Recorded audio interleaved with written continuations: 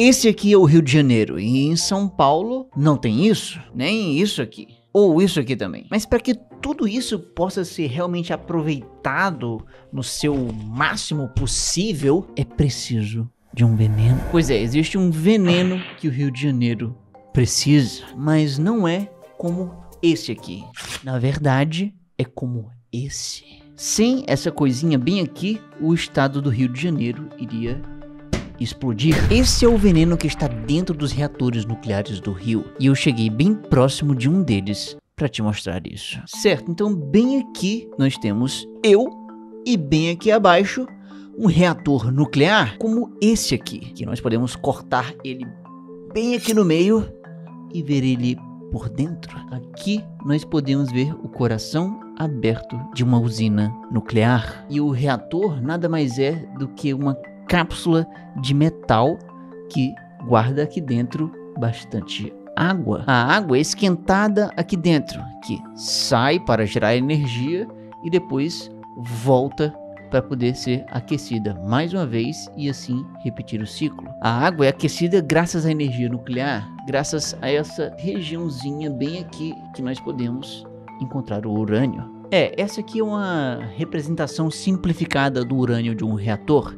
e sem veneno, esse urânio poderia gerar energia de forma descontrolada e acabar explodindo o estado do Rio de Janeiro. Muito bacana isso, né? Essa seria uma explosão nuclear. E uma explosão nuclear é basicamente quando a gente joga um nêutron para poder partir, para quebrar, para fissionar o núcleo de um átomo. Nesse caso, o átomo de urânio. Quando a colisão ocorre, gera uma fissão e o núcleo do átomo se parte em dois, o que libera bastante energia. E uma vez que nós temos esses dois outros átomos menores, nós também temos a produção de mais 2 ou 3 nêutrons. Esses são os produtos de uma fissão nuclear. E bom, como você pode estar imaginando, esses 3 nêutrons aqui, cada um deles pode, por que não, gerar mais uma fissão. Eles podem acabar viajando, encontrando um outro átomo de urânio, acertar ele e assim gerar 2 átomos menores mais 3 nêutrons, que pode acabar continuando ainda mais a reação. E assim ela vai acontecendo em uma reação em cadeia que vai se multiplicando. E é esse processo da reação em cadeia que esquenta a água de um reator. Porém, calma lá, porque as coisas não são tão fáceis. Porque depois de uma fissão, esses 3 nêutrons são gerados. Tudo bem, mas nada garante que algum deles acabe errando o átomo de urânio. Quem sabe todos eles podem acabar errando o alvo. E quando eu falo em alvo, eu quero dizer que a gente pode imaginar que o nêutron é como se fosse uma flecha que mira um átomo, um alvo, como se fosse um alvo de madeira. Porém, quando a gente fala de escalas tão pequenas como essas daqui do mundo subatômico, as leis da física agem de uma forma diferente. Elas parecem não sequer fazer o menor sentido para nós, seres macroscópicos. E para você ter uma ideia, imagine que você é um ser humano de tamanho padrão, que vai simplesmente atirar uma flecha para acertar um alvo de madeira comum. E para simplificar um pouco as coisas, vamos dizer que a sua flecha voa em uma simples linha reta. Então nesse tiro cotidiano, a única coisa que importa é a sua mira, se você está mirando na direção certa do alvo. Assim, é uma coisa que faz sentido, é lógico. Agora, vamos forçar um pouco a sua boa vontade e dizer que você agora encolheu de tamanho e é menor do que um átomo. Nessas escalas tão pequenas, a sua flecha acaba se comportando como se fosse um nêutron, digamos. E o seu alvo subatômico acaba se comportando como um átomo de urânio, podemos dizer. E aí você puxa a flecha para trás, criando muita tensão, e aí você faz a sua mira nessa direção. Nesse caso aqui, o que você acha que iria acontecer? Bom, nesse caso aqui, assim como o tiro cotidiano que vimos anteriormente, é claro que a mira também é importante. Porém, tem uma coisa muito estranha que muda completamente agora. A velocidade do nêutron, da flecha, ela pode acabar influenciando a chance de você acertar o alvo. Para entender isso, vamos dizer que você pode atirar 2 vezes no mundo subatômico. E a primeira vez foi assim, você mirou exatamente para cá, sendo que você concentrou todas as suas forças para atirar um tiro muito, mas muito potente, e a sua flecha então viaja em altíssimas velocidades e erra o alvo. O que é uma pena, mas tudo bem, porque você tem uma segunda tentativa e você acaba mirando exatamente do mesmo jeito. A mira está exatamente como antes, sendo que tem uma diferença aqui. Agora você usa bem menos força. E aí a sua flecha faz o mesmíssimo trajeto, só que bem mais devagar. E aí muitos iam pensar que ela ia errar o alvo de novo. Porém, no nosso mundo subatômico, uma coisa que parece completamente sem sentido acaba acontecendo. Agora, nesse caso, que a sua flecha está bem mais devagar, isso faz com que o seu alvo fique bem maior. Sim, é isso mesmo. O que facilita muito o seu trabalho e você acaba então acertando, enfim, o alvo. Ou seja, no mundo subatômico, 2 trajetórias iguais podem ter um resultado bem diferente dependendo da sua velocidade. Ok, isso é bem bizarro. Agora, o que acontece depois de acertar o alvo? Uma fissão? Bom, não necessariamente. Uma vez que o alvo é atingido, nós temos algumas possibilidades. A primeira delas que podemos dizer é que ocorre aquela boa e velha colisão elástica. Depois de acertar o alvo, a flecha simplesmente é ricocheteada em uma outra direção, ela bate e é desviada. Só que esse processo de colisão elástica acaba fazendo com que o nêutron, a flecha, acabe perdendo energia e a velocidade depois da colisão é menor. Certo, e a segunda opção é, se a flecha acertar, pode ser que não aconteça nada. E fica por isso mesmo. Agora, já em uma terceira possibilidade, pode ser que ao acertar o alvo, gera uma fissão. Ou seja, estamos falando de 2 novos átomos e a produção de até 3 nêutrons. Ou seja, estamos falando de 3 nêutrons. São 3 novas flechas para poder acertar novos alvos. Então cada vez que é criada uma fissão, é liberada energia, mas ela pode criar outras 3 novas fissões, e assim as coisas vão crescendo exponencialmente em uma reação em cadeia. Então para o núcleo de um átomo de urânio se fissionar, é preciso que ele seja antes acertado por um nêutron, e a chance disso acontecer é muito menor se o nêutron estiver indo rápido demais. Esse carinha aqui tem que estar mais devagar. E mesmo que por uma sorte tremenda esse nêutron rapidinho acabar acertando, ele ainda pode acabar nem sequer causando fissão. A chance da fissão falhar após uma colisão é muito maior se o nêutron estiver indo rápido.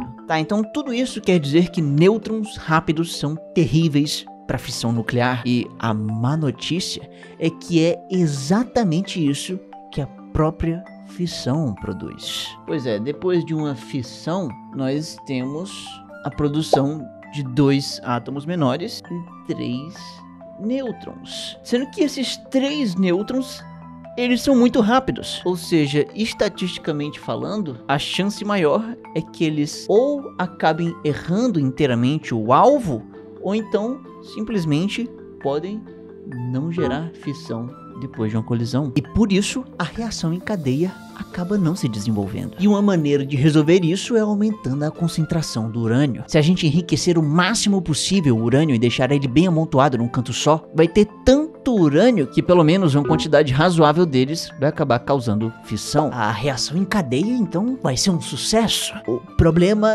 é que vai ser um sucesso explosivo demais.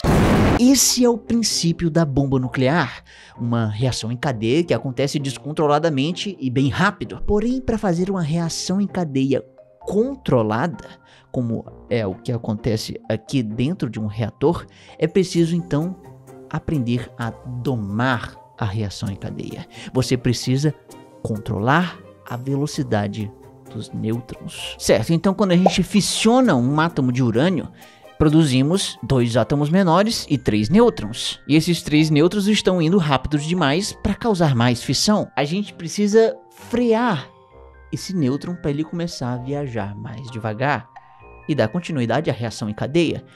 Agora, como que a gente faz isso? Lembra que um nêutron pode acertar o alvo em uma colisão elástica e perder velocidade com isso? Bom, então é isso que nós queremos.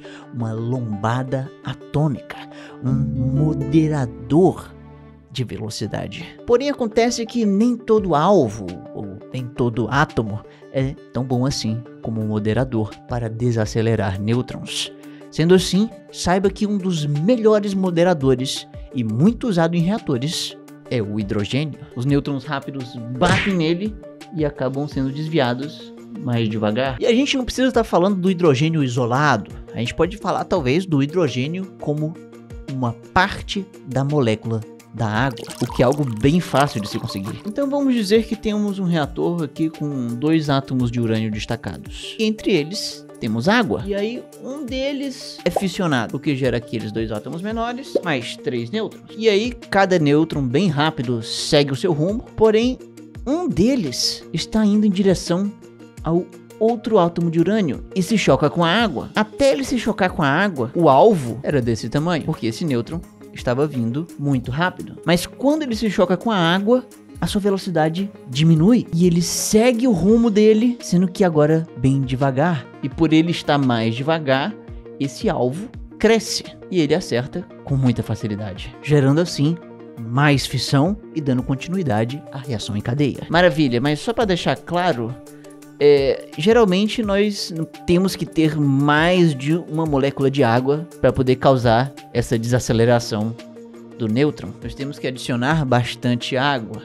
E aí esse nêutron no meio do caminho vai se chocando, se colidindo com essas águas e aí sua velocidade diminui para valer. E foi exatamente isso que eu descobri quando fui no Rio de Janeiro, lá na simulação de uma sala de controle de um reator nuclear. Quando você produz o nêutron, né, quando você rompe o átomo de urânio, que esse nêutron fica livre para poder circular dentro do reator, ele tem uma faixa de energia muito grande porque ele acabou de ser gerado. Aí ele tem que moderar, chocando com os átomos de água, com o núcleo de hidrogênio da água, né, que é um outro próton, tem massa igual a do nêutron, e ele perde uma quantidade de energia grande pelo tamanho da partícula, até chegar numa faixa de energia em que ele, ao se chocar com o núcleo do átomo de urânio, ele vai provocar a próxima fissão.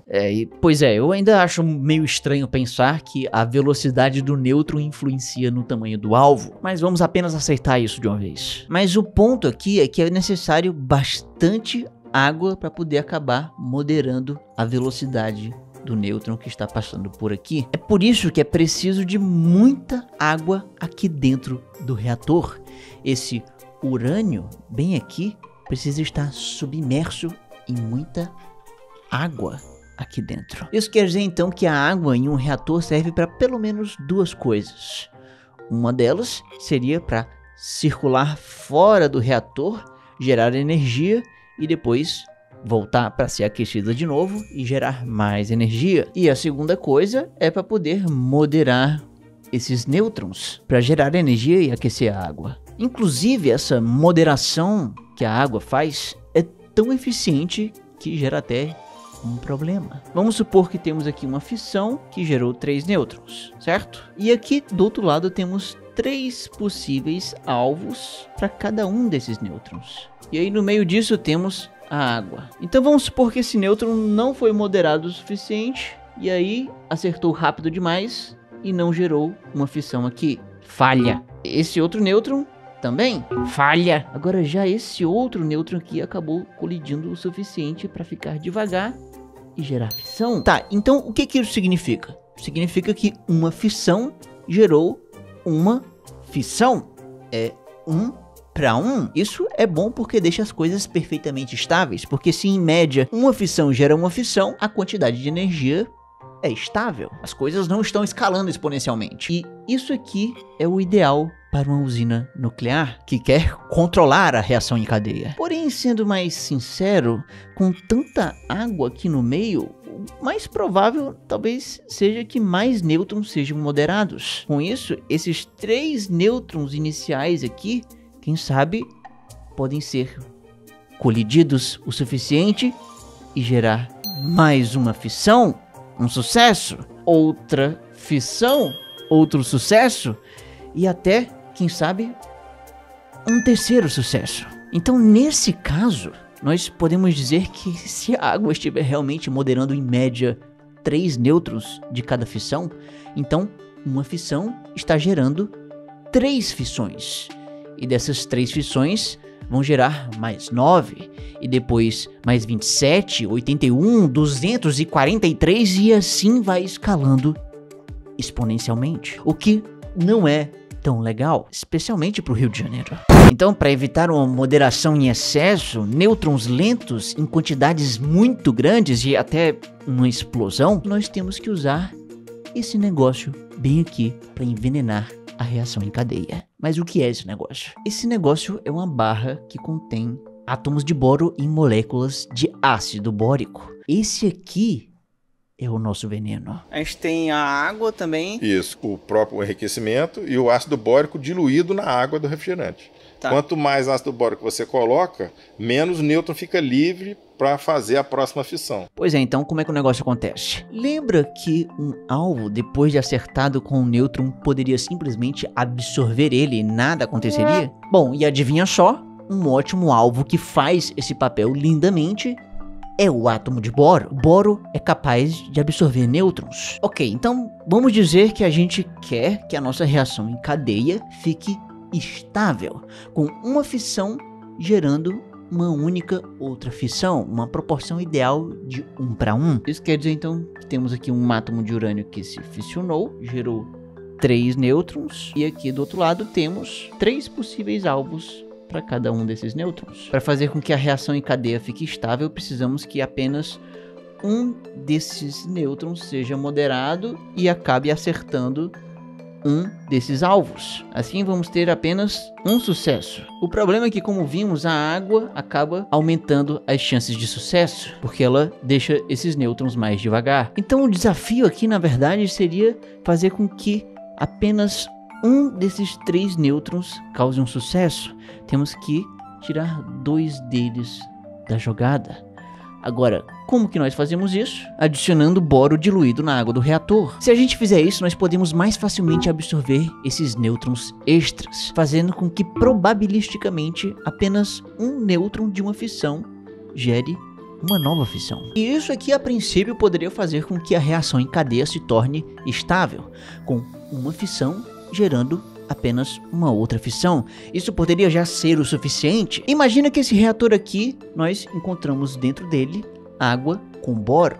Então, vamos supor que tem uma concentração de boro grande o suficiente para que a reação em cadeia não cresça, apenas se mantenha estável. Assim, isso seria ótimo se o reator já estivesse ligado e funcionando.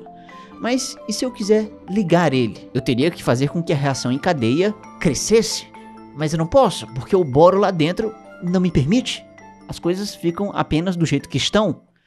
E se ele está desligado, ele não pode ser ligado. Para fazer a reação em cadeia crescer, a gente teria que retirar um pouco desse boro para aumentar as chances de sucesso. E tirar o boro diluído na água dentro de um reator não é uma coisa tão rápida de se fazer. E pior ainda, imagina que se um dia eu precisar desligar o reator para fazer uma manutenção ou evitar algum acidente, como que eu poderia reduzir a reação em cadeia se ela está travada numa proporção de fissão de 1 para 1? Uma fissão gerando uma fissão, eu teria que rapidamente, desesperadamente botar mais boro aqui, mas isso aqui não acontece de forma rápida. Então, no fim das contas, para rapidamente ligar ou desligar um reator para fazer a reação em cadeia aumentar ou diminuir, é preciso ter a capacidade de alterar a quantidade de boro rapidamente ao toque de alguns botões. É preciso, então, disso aqui. Para facilitar a visualização, vamos dizer que é isso aqui. Essa barra de controle contém bastante boro. Boro que envenena a reação em cadeia. Então, se ela está abaixada, ela está levando muito boro lá para baixo, para onde está o urânio. E isso envenena a reação em cadeia. E em média, menos de um nêutron de determinada fissão vai ser capaz de gerar uma outra fissão. Com isso, o reator vai perdendo intensidade e a reação em cadeia vai diminuindo. O reator, então, é desligado porque nós baixamos essa barra de controle. Ou seja, o boro diluído na água é muito lento para causar alterações na reação em cadeia, mas o boro nas barras de controle pode fazer isso bem rápido. Quando você quer, digamos assim, reduzir mais lentamente a potência, você injeta ácido bórico, aumenta a concentração de ácido bórico, ele vai tirar a disponibilidade de nêutron, a potência do reator vai baixar. Se você quiser precisar reduzir a potência instantaneamente, você simplesmente joga as barras de controle que faz a redução imediata da fissão nuclear. Tá, então, se você quiser ligar o reator, basta você fazer o contrário. Quando você vai levantando a barra de controle, você vai tirando o contato da barra de controle com o urânio lá embaixo. Isso vai acabar deixando mais espaço para que, em média, mais de um nêutron de uma fissão consiga gerar uma nova fissão. E claro, um reator não tem só uma barra de controle. Ele, na verdade, tem várias. E aí você pode mover uma ou apenas algumas poucas para alterar um pouco a potência do reator. Ou você pode também mover todas para alterar muito. Então é graças ao boro, graças às barras de controle que controlam o poder do átomo. Isso é que envenena a reação de cadeia. É graças a isso que as usinas nucleares controlam o poder do átomo. E era justamente esse feito da tecnologia que estava acontecendo enquanto eu estava sobre um poderoso reator nuclear. Tudo graças ao veneno que o Rio de Janeiro mais precisa. E você não precisa criar um novo universo, até porque isso é completamente ilegal. Agora, para saber o porquê que é ilegal criar um novo universo, basta clicar bem aqui no maior canal de ciência do Nordeste. Me siga nas minhas redes sociais para ver meus vídeos curtos e muito obrigado, Eletronuclear, mais uma vez, por ter me levado para conhecer as usinas de Angra. Tchau!